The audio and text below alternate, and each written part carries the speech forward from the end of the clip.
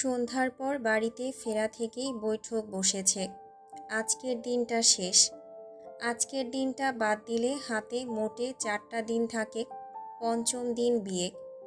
যদিও ছেলেপক্ষে মেয়েপক্ষের তুলনায় তোড়জোড় কম, তবুও পাল্লা সমান। কাবির পরিবারের বড় ছেলের বিয়ে। জাঁকজমকপূর্ণ অনুষ্ঠান হবে সমতা রেখে। হাতে সময় কম থাকলেও খামতি থাকবে না কোনো কিছুতে। এতক্ষণ তোফায়েল কাবির আর তৌসিফ কাবির ড্রয়িং রুমে বসে আলোচনা করছিলেন এই নিয়ে। সব কিছুই বাকি এখনও, শপিং হয়নি। কাল শপিংয়ে যাওয়াটা ফাইনাল হয়েছে শেষমেশ। একসাথে দুই পক্ষে শপিং হবে। সায়ান মেহেরকে নিয়ে আসবে ও বাড়ি থেকে। শপিংয়ের পর্ব শেষ হলে একটা ঝামেলা কমবে। রাত্রি এখন 12টার ঘর ছাড়িয়েছে। কাবির পরিবারে 11টা হতে হতেই সবাই ঘুমিয়ে যায়। রুটিনে পরিণত হয়েছে এটা। তবে এই রুটিন থেকে রৌদ্র বহির্ভূত। সে তো মানে না এসব, আগেই কখনো মানেনি। এখনই 12টায় ঢুলতে ঢুলতে বাড়ি ফিরল সে। রুবিনা কাবিরকে পরপর 2 দিন বলার পর আজ আর ছেলের জন্য জেগে নেই তিনি। রৌদ্র চাবি ঘুরিয়ে সদর দরজা খুলে বাড়িতে ঢুকল। ড্রয়িং রুমে লাইট জ্বলছে এখনও। লাইট নিভিয়ে ধূপধাপ পা ফেলে উপরে উঠল সে। কোনো কাজ নেই তার, তবুও শরীর অবসন্ন। অযথা সারাটা দিন বাইরে কাটায়, নিজের প্রতিবিম্বটাকে কালো করে ফোটায় সবার সামনে। বাড়িতে বসে বাধ্যতা দেখানোটা ওর কাছে বিব্রতকর। হঠাৎ এত বছর পর ফিরে এসে সবার অনুগত হতে চায় না সে। সে যে অপরিবর্তনীয় তাই দেখাতে চায় সবাইকে, আর এটাই দেখাচ্ছে। আজ তবু বাড়িতে ছিল সেই দুপুরের পর থেকে। সবাই ফেরার আগে আগে সন্ধ্যার পর আবার বেরিয়ে গেছে। মদ খেয়েছে, চোখ জ্বলছে। নিভিয়ে আসছে পত্রযুগল, শরীরখানা তপ্ত। কোনো রকমে করিডোর পেরিয়ে ঘরে ঢুকল রৌদ্র। গায়ের শার্টের বোতামগুলো হ্যাঁচকা টানে একে একে খুলল। শার্টটা খুলে ছুঁড়ে মারল মেঝেতে কোথাও। রুমের লাইট অফ। সুইচবোর্ড হাতড়ে লাইট অন করল। অলরেডি 2বার শাওয়ার নেওয়া হয়েছে আজ। একবার সকালে, অন্যবার দুপুরে বাড়িতে ফেরার পর। এখন আবার সোজা ওয়াশরুমের দিকে এগোলো রৌদ্র। শাওয়ার ছেড়ে নিচে দাঁড়ালো, দেয়ালে হাত ঠেসে। অদ্ভুতভাবে ছটফট লাগছে। দুর্বোধ্য অনুভূতি কাজ করছে। হৃৎপিণ্ড তীব্র বেগে লাফাচ্ছে কেমন। মদ খেলে তো শান্ত লাগে, আজ এমন অশান্ত লাগছে কেন? মিনিট 10 শাওয়ারের নিচে থাকার পর সেখান থেকে সরে আসলো সে। ভেজা শরীরে ওয়াশরুম ছেড়ে ঘরে ঢুকল। কাবার্ড খুলে জলদি একটা ট্রাউজার বের করে চেঞ্জ করে নিল। মিররের সামনে দাঁড়ালো অতঃপর। চোখ দুটো বীভৎস লাল হয়ে এসেছে। শ্যামলা বর্ণের শরীর ফ্যাকাশে দেখাচ্ছে। বেশি ভেজেনি তবুও। রৌদ্র নিজেকে খুঁটিয়ে খুঁটিয়ে দেখল। হাত বাড়িয়ে চেয়ারের উপর থেকে টাওয়াল নিয়ে শরীর মুছল। মাথাটা মুছল আধো আধো। ভেজা চুল লেপ্টে আছে কপালে। সেগুলো ঠিকমতো মোছার চেষ্টা করল না। উদাম শরীরখানা স্পষ্ট ভেসে উঠেছে মিররে। প্রথমেই রৌদ্রের নজর পড়ল নিজের গলার নিকট। কালো একটা ট্যাটু করা গলার নিচটায়। ট্যাটুর ডিজাইন ভিন্ন, একটু অদ্ভুত বলা চলে। রৌদ্র আপনা আপনি হাত তুলল নিজের গলায়। ট্যাটুর উপর এক আঙ্গুলে স্লাইড করল। কি ভেবে এটা করিয়েছিল কে জানে। মাথায় ভূত চড়ে মাঝে মাঝে। দৃষ্টি ফেরালো রৌদ্র। ওষ্ঠ বাঁকিয়ে শীতল কণ্ঠে বিড়বিড় করল নিচের দিকে দৃষ্টি রেখে। The first token of hate from my Sunny. টাওয়ালটা সোফায় ছুঁড়ে মারল। দাঁড়িয়ে থেকে মাথা উঠিয়ে খানিক চোখ বুজে রেখে ধপ করে উবু হয়ে শুয়ে পড়ল বিছানায়। 4 হাত পা চারদিকে মিলিয়ে দিল। মাথাটা ভীষণ ভাল লাগছে, বমি আসছে। ড্রিঙ্ক করা জিয়াদা হয়ে গেছে আজ। আরাম লাগলো না রৌদ্রের, স্বস্তি আসলো না ঠিক। কেমন ধকধক করছে হৃৎপিণ্ড, অস্থির লাগছে। নিজের অনুভূতি নিজেই ঠাউর করতে পারছে না সে। চোখ বুজে রাখতে পারল না। ছটফটে তৃষ্ণায় উঠে বসল। বিছানা থেকে নেমে এক গ্লাস পানি খেলো ঢক ঢক করে। কি একটা ভেবে দ্রুত কদমে ঘর ছাড়ল। সেভাবে এসে থামল মেঘার সাফার ঘরের সামনে। হাত মুঠো করে নিজেকে সংযত করতে গিয়েও পারল না। দরজা ঠেলল, খুলল না। বিরক্ত হলো রৌদ্র। এই মেয়েকে বলেছিল দরজা খুলে ঘুমাতে। শোনে না কেন এই মেয়ে ওর কথা? আর একটু জোর খাটিয়ে দরজায় চাপ প্রয়োগ করতেই আকস্মিক দরজাখানা খুলে গেল। সিটকিনি লাগানো ছিল না, চাপানো ছিল শক্ত করে। দরজা খুলতেই বিরক্তি উধাও হলো রৌদ্রের। ঠোঁট ভেজালো জিভে। করিডোরে এদিক ওদিক তাকিয়ে দ্রুত ঘরে ঢুকল। ফের দরজা চাপিয়ে দিল। ঘরে একটা হলদে ড্রিম লাইট জ্বলছে। দুটো রমণী ঘুমাচ্ছে বেঘোরে। এক পলক দেখেই চোখ সংযত করল রৌদ্র। অব্যয় দেখে কাঙ্ক্ষিত জনকে চিনতে ভুল করল না। ডান পাশে মেঘা শুয়েছে। রৌদ্র নিঃশব্দে পা বাড়ালো। ডান দিক দিয়ে মেঘার পাশে গিয়ে থামল। হাঁটু মুড়ে বসে পড়ল মেঝেতে। ডান কাত হয়েই ঘুমিয়েছে মেঘা। হলদে আলোয় পূর্ণ মুখশ্রী স্পষ্ট বোঝা যাচ্ছে। ফর্সা ভাবটা কমে হলদেটে লাগছে। রৌদ্র এতক্ষণে দীর্ঘশ্বাস ফেলল। অস্থিরতা কমল বিধায় তৃপ্ত হলো শ্বাস। সেকেন্ড কয়েক চোখ বুজে রেখে চোখ খুলল। মেঘার মুখের দিকে তাকিয়ে বলল নিভু স্বরে, গুড জব এমপি। দরজা খোলা রেখেছিস আমার কথায়। ব্যাপারটা ভালো লাগলো। I am Impress. একটু থামল।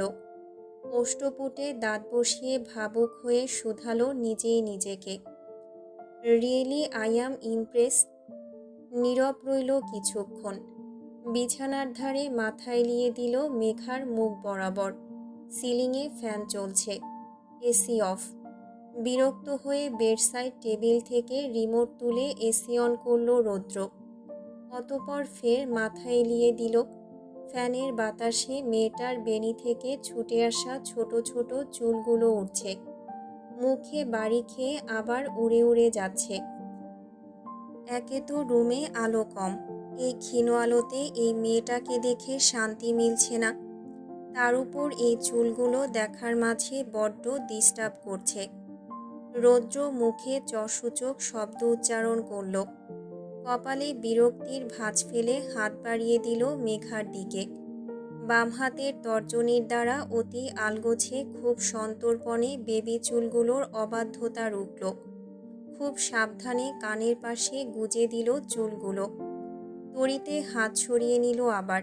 খুব কাছে থাকায় ঘুমন্ত মেঘার গরম শ্বাসের তোপ মাঝে মাঝে টের পাচ্ছে সে। ভারী শ্বাসে মেয়েটার ঘুমের গভীরতা আন্দাজ করতে পারছে। 11টায় ঘুমায়। এখন প্রায় 1টা বাজতে চলল। বেজেও গেছে হয়তো। এই 2 ঘন্টায় ঘুমের অনেকটা অতলে তলিয়েছে এই মেঘ। রৌদ্র চেয়ে থেকে বিড়বিড়ায়, কি করলি রে তুই? তোকে দেখে শান্তি লাগছে কেন এখন? এতক্ষণ তো অশান্তিতে মরছিলাম, ছটফট লাগছিল সাংঘাতিক। এখন তোকে দেখার পর এতটা শান্তি কোথায় পেলাম? দমে গেল কেন ছটফটানি? ভেবেছিলাম তুই আমার অসুখের কারণ হবি। এখন তো দেখি শান্তির অন্তরায় হয়ে দাঁড়ালি। কি আছে তোর মাঝে যা এভাবে প্রশান্তি দিচ্ছে আমায়? প্রশান্তি দিয়েও এভাবে কিভাবে জ্বালাচ্ছিস আমায়? এ কেমন জ্বলন, যেখানে এতটা প্রশান্তিতে থেকে জ্বলছি আমি? এই কয়দিনে রুডবিক কাবির রৌদ্রের মাথা কিনে নিলি তুই। আশকারা তো দিসনি। তাহলে এতটা লাই পেল কি করেই অবাধ্য মন? অবাধ্য আমিটাকে আরও বেশি অবাধ্য করে দিলি। আমি তো অবাধ্য বেপরোয়া। তাহলে কেন পরোয়া আসছে তোর প্রতি? তোর প্রতি নিজের মনটা অবাধ্য হচ্ছে কেন দিনকে দিন? তোকে তো চিনি না আমি, এই কদিন ধরে দেখছি। এখন এতটা চিনতে ইচ্ছে করছে কেন তোকে? কে তুই বলতো? কি করলি আমার? কোনো এক লাফাঙ্গা বলল হালাল সম্পর্কে নাকি টান থাকে। কিসের টান ফিল করছি আমি তোর প্রতি? হালাল সম্পর্কের টান। What the fuck. ওই বিয়েটা কোনো হালাল বিয়ে ছিল না। আমার ভুল ছিল ওটা। আমি মানি না তোকে। তাহলে কেন এত টানছিস আমায়? অবাধ্য পিছুটান কেন তৈরি করছিস তোর প্রতি? আমি তো চলে যাব। এখানে থাকতে আসিনি আমি। তোকে না দেখে এভাবে এক মুহূর্তেই ছটফটাচ্ছি, তপড়াচ্ছি। তাহলে সেই অদূরে গেলে থাকবো কি করে তুই বিহনে? এই কদিনে পাগল বানালি আমায়। কেন বলতো? কেনই বাড়িতে থেকে গেলি তুই? তুই এই বাড়িতে আছিস জানলে আমি কিছুতেই আসতাম না এখানে। Trust me. এখন যেহেতু থেকেই গেছিস আর আমিও এসে গেছি, এখন আর তোকে ফেলে যাব না আমি। এটাও শুনে নে। ওই আদ্রের কাছে তোকে রেখে তো আরও কিছুতেই যাব না। তোর খুব ভাব জমেছে ওর সাথে। ইডিয়েট। তোর ভাব অভাবে ট্রান্সফার করব আমি। মিলিয়ে নিস। প্রথম দিকে নরম হলেও শেষ পর্যায়ে আস্তে আস্তে কঠোর ভঙ্গিতে কথাগুলো শেষ করল রৌদ্র। এতগুলো কথা বলার পর ফোঁস করে শ্বাস ফেলল। আচানক চোখ দুটো চিকচিক করে উঠল। হলদে আলোয় দৃষ্টি পড়ল মেঘার গ্রীবার নিকট।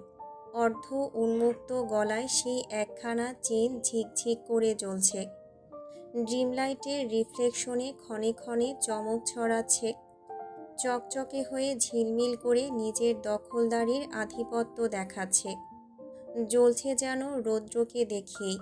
হয়তো বোঝাতে চাইছে রৌদ্রের আগে তার আধিপত্যের বিশালতা। চোখ সরু করল রৌদ্র। পূর্ণ দৃষ্টিতে তাকালো। সেদিনের ন্যায় আজকেও অসহ্য লাগলো এটাকে। মস্তকে রাগ চড়ল ভীষণ। চোয়াল শক্ত করে খিসল রৌদ্র। হিসিয়ে বলল, she is my Sunny. Her entire being will belong only to me. ওর সম্পূর্ণ শরীরে শুধু আমার আর আমারই আধিপত্য থাকবে।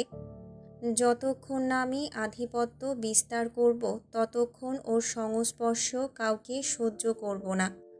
ওর উপর একটা উটকো জিনিসকেও সহ্য করবে না এই রুডবিকাবির রৌদ্র। আর তুই কে যে তোকে সহ্য করব আমি? You have hang around her neck long enough. From today onwards you are dismissed. সকাল হতে না হতেই হুটোপুটি পড়েছে। ইনভাইটেশন শুরু হয়ে গেছে অলরেডি। ছেলেমেয়েরা শপিংয়ে যাবে দুপুরের পরপর। সকালের ব্রেকফাস্টের টেবিলে আরও এক দফা তর্ক বিতর্ক হয়েছে। সাফা হাঁটতে পারছে না এখনও, পারছে একটু আধটু। তবে শরীরের সম্পূর্ণ ভার পায়ের উপর ছাড়তে পারছে না। খুঁড়িয়ে খুঁড়িয়ে হাঁটছে, নতুবা লাফিয়ে লাফিয়ে। যদিও কষ্ট হচ্ছে তবুও সে সেই কষ্ট প্রকাশ করছে না। করলেই সবাই খিল ধরিয়ে বসিয়ে রাখবে ওকে, নড়তে চড়তে দেবে না। আজ সবাই শপিংয়ে যাবে। ও কিভাবে খোঁড়া হয়ে বাড়িতে বসে থাকবে নাকি? কিছুতেই না। ও নিজেকে যথেষ্ট সুস্থ দাবি করছে। বাজে এখন 10টার কাছাকাছি। ব্রেকফাস্টের পর থেকেই মেঘা, সিরাত আর সাফা লিস্ট করতে বসেছে। কোনো কিছু কিনতে গেলেই সবটা গুলিয়ে যায়, হারিয়ে যায় খেয়াল। উপস্থিত সময়ে যাতে সব কিছু এলোমেলো হয়ে না যায় তাই খাতা কলম নিয়ে বসেছে ওরা। এক্ষুনি ভেবেচিন্তে সবটা লিস্ট করে রাখলে পরে শুধু কেনা হবে। তখন আর বেশি ভাবতে হবে না। লিস্ট মাফিক একে একে গুছিয়ে কেনা যাবে সবটা। মোটামুটি লিস্ট করা ডান। এখন আবার খুঁটিয়ে দেখা হচ্ছে কিছু বাদ পড়ল না তো। সাফা চেঁচিয়ে বলল বিচলিত হয়ে, মেঘা, আমার নীল পলিশের নাম লিখেছিস? ওটা বাদ পড়েনি তো আবার?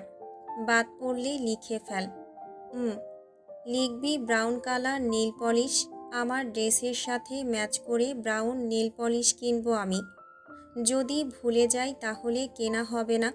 তুই ওটাও লেখ। মেঘার সিরাত নিজেদের দিকে চাওয়াচাই করল। ঠোঁট চেপে হাসি সংবরণ করল সিরাত। মেঘাকে ইশারা করে বলল ওটাও লিখতে, নয়তো এই মেয়ে ছাড়বে না। আজ বৃহস্পতিবার। আদ্রের ক্লাস ছিল না ভার্সিটিতে, তাই সে যায়নি। আর বিয়েরই হাঙ্গামায় মেঘার সাফাও যাবে না কদিন, ছুটি নেওয়া হয়েছে ইতোমধ্যে। আদ্র নিচে নামলো এতক্ষণে। সাফার পাশে সোফায় বসতে বসতে বলল, লিস্ট হলো তোমাদের? তাড়াতাড়ি করো, একটু তাড়াতাড়ি বেরোতে হবে। অনেক কিছুই তো কিনতে হবে, সময় সংকুলান হবে দেরি করে গেলে। 10টা পেরিয়েছে অলরেডি, 12টার দিকে বেরোবো। সিরাতের দিকে তাকিয়ে আবার বলল, তুমি যাবে আপু? অসহায় কণ্ঠে নিজের কোলে রামিসাকে দেখিয়ে উত্তর করল সিরাত, এই ভেন্ডি ব্যাগ নিয়ে আমি যাব কি করে? তোরা যা। শুভ্রর বিয়ের শপিং না হয় বাদ দিলাম, তোর বিয়ের শপিংটা আমি নিজে হাতে করব। আচ্ছা বল, কে কে যাচ্ছিস তোরা? আদ্র খানিক হাসে, কিছু বলার আগে সাফা বলে হাত উঁচিয়ে, আমি যাচ্ছি। মুহূর্তেই কপাল কুঁচকে তাকালো আদ্র, বলল ভার গলায়, তুই যাবি মানে? কোথায় যাবি তুই? কেন? শপিংয়ে? পায়ের অবস্থা দেখেছিস? এভাবে খুঁড়িয়ে খুঁড়িয়ে হাঁটলে নিয়ে যেতে পারবো না তোকে। এহ, আমি কি তোমার সাথে যাব নাকি? আমি যাব আমার ভাইয়ার সাথে। আমার ভাইয়ার বিয়ের শপিংয়ে যাব আমি। তোমার বিয়ের কথা তো বাদই দিলাম, এই জন্মে তুমি বিয়ে করবে না জানি। তোমার বিয়ে আসতে আসতে আমারই বিয়ে হয়ে যাবে। তোমার বিয়ের শপিংয়ে তো যেতে পারবো না আমি, তাই এখন আমি আমার ভাইয়ার বিয়ের শপিংয়ে যাব। তুমি কে আমায় বাধা দেওয়ার? আদ্র চোখ পাকিয়ে তাকালো। সাফা ভেঙচি কাটল বিপরীতে, চোখ উল্টিয়ে নির্ভয়ে বলল, আমাকে দেখবে না এভাবে, তোমাকে ভয় পাই আমি? টুকটুকির বাচ্চা, থাপ্পড় খাবি বলে দিলাম। আদ্র ভাইয়ার বাচ্চা, শুধু থাপ্পড় মেরে দেখাও, তোমার বাপকে বিচার দেব আমি। মেঘার সিরাত ফিক করে হেসে ওঠে। রৌদ্র নিচে নামছে। পায়ের শব্দে সিরাত তাকালো সিঁড়ির দিকে। আজ এখনও বেরোয়নি রৌদ্র, এখন হয়তো বেরোবে। পকেটে এক হাত গুজে টান টান হয়ে সিঁড়ি বেয়ে নামছে সে। নামতে নামতে সবাইকে এক পলক করে দেখল। নির্বিকারে কোনো কথা না বলে সদরের দিকে এগোতে গেলে ডাকল সিরাত, রৌদ্র। এক মুহূর্ত থেমে উত্তর করল রৌদ্র, হ্যাঁ আপু। বেরোচ্ছিস এখন? তুই যাবি না শপিংয়ে? না। সবাই তো যাচ্ছে, আমি রামিসাকে নিয়ে যেতে পারছি না। আম্মু আর মনিও যাচ্ছে না, তুই জানা ওদের সাথে, তাহলে ওদের একটু রেহাই হবে। আর এমনিতেও কতদিন হলো তোরা একসাথে কোথাও যাস না, একসাথে হোস না তোরা। এই সুযোগে একসাথে কিছুটা সময় পার করতে পারবি। রৌদ্র এক পলক বাঁকা চোখে নিজের যমজ ভাইয়ের দিকে তাকায়, গম্ভীরতা দেখিয়ে বলে, যাব না আমি। ফের পা বাড়াতে গেলে সিরাত আকস্মিক বলল, মেঘাও যাচ্ছে। টুকটুকি, আদ্র, শুভ্র এরাই 4টে যাচ্ছে শুধু, তুই তো বেকার বাইরেই যাচ্ছিস। ওদের সাথে গেলে কি রাজকার্য মিস হবে তোর? রৌদ্র সহসা থমকালো, অধিক পরিমাণে মুখ কুঁচকে পিছু ফিরল, পা বিপরীতে ঘুরিয়ে বলল, জোর করছো কেন আমায়? বললাম তো যাব না। সিরাতের আগুনে ঘি ঢালা শেষ, মেঘার নামটাই যথেষ্ট ছিল। এবার রৌদ্রের প্রতিক্রিয়া দেখার জন্য ঘাড় উঁচিয়ে দায়সারা বলল, তো যাস না, জোর করব না আর। রৌদ্র কিরমির করে, ঠায় দাঁড়িয়ে রয়, সামনেও এগোতে পারে না, আবার পিছনেও যেতে পারে না। আদ্র এতক্ষণে মেঘাকে খেয়াল করল। পৃষ্ঠার ভাঁজে কলম চালিয়ে আঁকিবুকি করছে মেঘা, সেখানেই মনোযোগী প্রমাণ করছে নিজেকে। আদ্র নিঃশব্দে দুই দিকে মাথা নাড়ায়। পরক্ষণে মেঘার দিকে কিছু একটা খেয়াল হতেই কপাল কুঁচকে আসে আপনা আপনি। নিজের ধারণাকে স্বাভাবিক ধরেই সন্দিহান হয়ে কপাল গুটিয়ে প্রশ্ন করে আদ্র, মেঘ, তোর গলার চেন কোথায়? মেঘা প্রথমত বুঝল না, সহসা তাকিয়ে অস্পষ্ট স্বরে বলল, হ্যাঁ ভাইয়া। তোর চেন? চেন কোথায়? খুলে রেখেছিস? মুহূর্তেই ধক করে ওঠে মেঘা, দ্রুত নিজের গলায় হাত রাখে। খুব কাঙ্ক্ষিত গচ্ছিত জিনিসটার উপস্থিতি গলায় না পেয়ে ছ্যাদ করে ওঠে মেঘা। ধরফরিয়ে নড়ে চড়ে ওঠে। বক্ষস্থল কেঁপে ওঠে মেয়েটার। মুহূর্তেই মুখশ্রীতে ভয়ার্ত ভাব ফোটে। সিরাত এতক্ষণে নিজেও লক্ষ্য করল, আর সাফাও। সিরাতও একই প্রশ্ন করল। কি হলো মেঘা, চেন খুলে রেখেছিস? মেঘা কেমন তিরতিরিয়ে কাঁপে, রুদ্ধ গলায় বলে অস্থির হয়ে, আপু, আপু আমার চেন। এইটুকুনি বলেই উঠে দাঁড়ায় মেঘা। ছটফটিয়ে তরতরে এলোমেলো পায়ে উপরের দিকে ছুট লাগায়। পেছনে কেউ কিছু বুঝল না। আদ্র সচকিতে ডাকল, মেঘ, কি হলো? আদ্র, দেখ না কি হলো, ওভাবে ছুটল কেন ও? সিরাতের কথায় এবার আদ্র উঠে দাঁড়ায়। খুব একটা প্রতিক্রিয়া না দেখিয়ে ধীরে উপরে উঠতে লাগে। এদিকে হাত মুঠো করে নেয় রৌদ্র। বাকিটা বুঝল না, শুধু একটা কথাই বুঝল।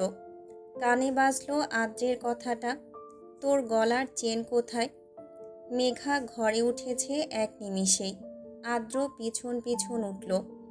ঘরে গিয়ে ঘরের অবস্থা দেখে তাজ্জব বনে গেল সে। পুরো ঘর এর মধ্যেই এলোমেলো।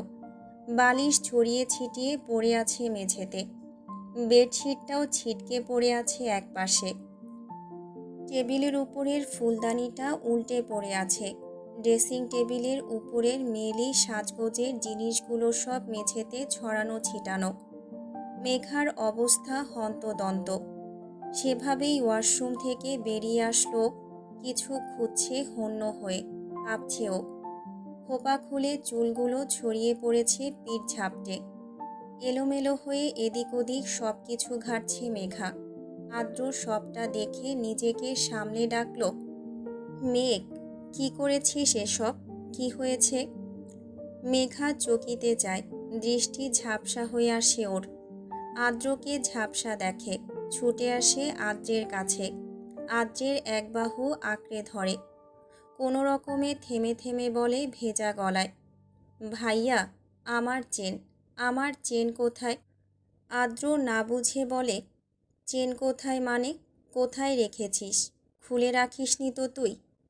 মেঘা ওষ্ঠ উল্টে দুই দিকে মাথা নাড়ায়। এই পর্যায়ে চোখ ছাপিয়ে গাল বেয়ে টুপ করে পানি ঝরে কয়েক ফোঁটা। ছ্যাদ করে ওঠে আদ্র। চোখ গোল গোল করে তাকায় অধীরে। মেঘা বলে কান্না চেপে থেমে থেমে, আমি চেন খুলিনি ভাইয়া, গলাতেই ছিল। কিন্তু এখন, এখন কোথায় আমি জানি না। আমি গলা থেকে খুলিনি ওটা। তুমি তো জানো আমি ওটা কাছছাড়া করি না। কোনো দিন খুলিনি গলা থেকে। আর আজ, আজ জানি না কোথায়। ঘরের কোথাও নেই, ওয়াশরুমেও নেই। ওটা আমাকে খুঁজে এনে দাও ভাইয়া, প্লিজ, খুঁজে এনে দাও। আমি ওটা হারিয়ে ফেলেছি ভাইয়া, তুমি প্লিজ খুঁজে এনে দাও।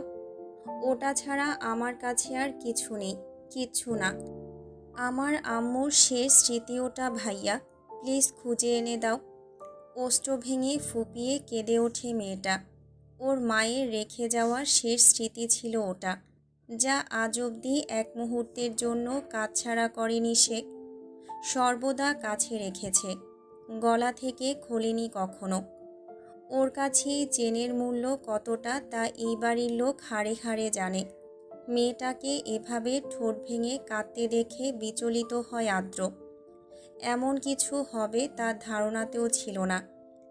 আদ্র তৎক্ষণাৎ মেঘাকে সামাল দিতে বলে, মেঘবুড়ি, এই তাকা আমার দিকে, কাঁদছিস কেন পাগল? তোর চেন হারিয়ে যায়নি, তুই ঠিকমতো খুঁজেছিস তো?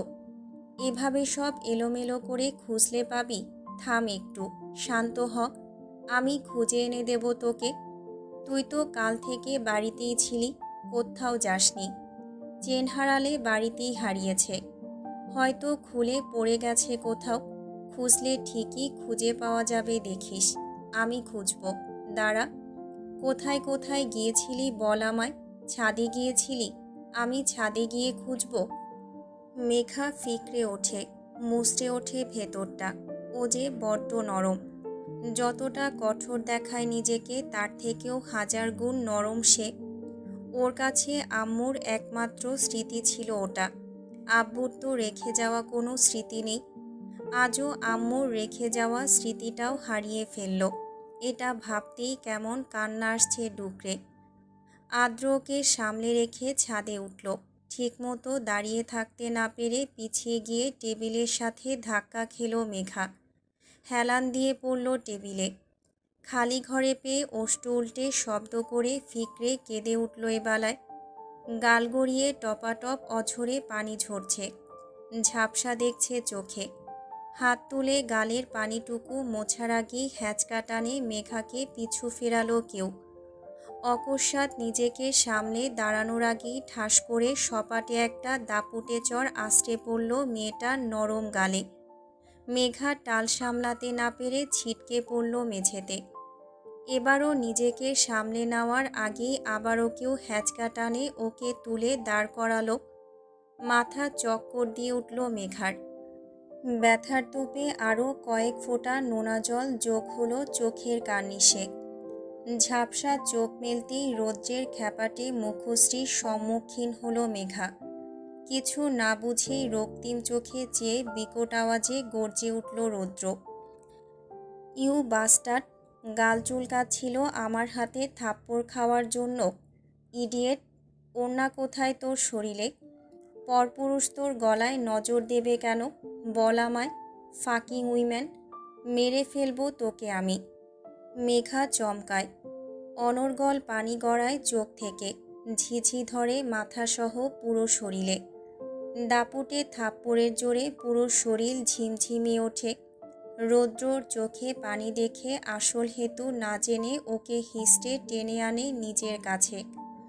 দাঁত পিষে আবার চিবিয়ে বলে, স্টুপিড! কাঁদছিস কেন এখন? খুব লাগলো আমার হাতের থাপ্পড়?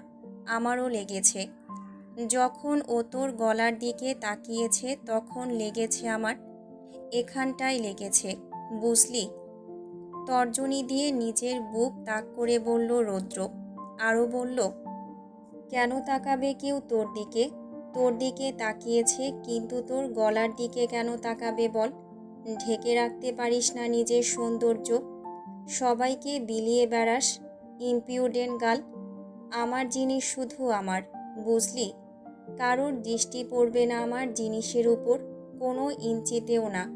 ওড়না কোথায় তোর? হ্যাঁ, আলমারিতে। চল। মেঘাকে টেনে আলমারির দিকে এগোয় রৌদ্র। ঠাস করে আলমারি খুলে সব কাপড় এলোমেলো করে একটা ওড়না খুঁজে বের করে। মেঘাকে ছেড়ে এক মুহূর্তে সেটা গায়ে পেঁচিয়ে দেয় ওর। মেঘা হতবাকি হতে পারল শুধু। ঝাপসা চোখে অনুভূতিহীন কিংকর্তব্য বিমূঢ় দেখেই গেল। চোখে নোনা জল গালে মিশতেই জ্বলে উঠল কপলখানা। দাঁত চেপে সহ্য করল মেঘা। রৌদ্র ওড়নাটা পেঁচিয়ে দিয়ে ফের মেয়েটার চোখের দিকে তাকালো। ভেজা চোখ আর গালের অবস্থা দেখে কাঁপল পুরুষালী দুই চোখ। লাল টুকটুকে হয়ে গেছে শুভ্র গালখানা। রৌদ্র চোয়াল শক্ত করে, হাত মুঠো করে আঙুল তুলে বলে, আজ থেকে যদি এভাবে না থাকিস তাহলে একটা থাপ্পড়ের জায়গায় আরও 10টা থাপ্পড় খাবি আমার হাতে। কাঁদছিস কেন এখন? খুব লেগেছে? লাগার জন্যই মেরেছি তোকে। একবার লাগলে দ্বিতীয়বার আর ভুল করার সাহস পাবি না। কথাটা যেন মাথায় থাকে। কাঁদ এখন তুই। যত খুশি তত কাঁদ, এটাই তোর শাস্তি। কথা শেষ করে এক মুহূর্ত অপেক্ষা করল না। যেভাবে গটগটিয়ে এসেছিল সেভাবেই বেরোলো। রেখে গেল নিস্তেজ মেঘাকে। মেয়েটা জড়বস্তুর ন্যায় নড়বড়ে হয়ে দাঁড়িয়ে আছে। দরজার নিকট রৌদ্র মুখোমুখি হয় শাহিনা কাবিরার সিরাতের। রৌদ্রকে পাশ কাটিয়ে হন্তদন্ত হয়ে ঘরে ঢুকলেন শাহিনা কাবির। মেঘার দিকে এগিয়ে মেঘাকে নিজের দিকে ফেরালেন। মেয়েটার ভরার চোখ জোড়া দেখে আঁতকে বললেন, মেঘা, এ কি মা, কাঁদছিস কেন এভাবে? চেন হারিয়ে গেছে তাই? চেন খুঁজে পাওয়া যাবে তো। কাঁদিস না তুই। আদ্র খুঁজছে ওটা। ড্রয়িং রুমে রুবিনাও দেখছে। হারাবে না তোর মায়ের স্মৃতি। ঠিক খুঁজে পাওয়া যাবে দেখিস। রৌদ্র থমকেছে খানিক আগে। কথাগুলো কর্ণকুহরে প্রবেশ মাত্রই কপাল গুটিয়ে আরও বেশি থমকালো, শিথিল হলো। বুঝল না বিষয়টা। চেন হারিয়েছে দেখে এই মেয়েটা কাঁদছে, নাকি ওর কাছে থাপ্পড় খেয়ে? সিরাত কিছুটা আন্দাজ করে দ্রুত রৌদ্রকে টপকে ঘরে ঢুকল।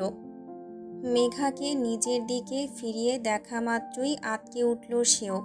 মেঝের দিকে দৃষ্টি গেড়ে নিঃশব্দে চোখের পানি ঝরাচ্ছে মেঘা। গাল টকটকে লাল, আঙুলের দাগ ফুটে উঠেছে। সবটা আন্দাজ হতে সময় লাগলো না।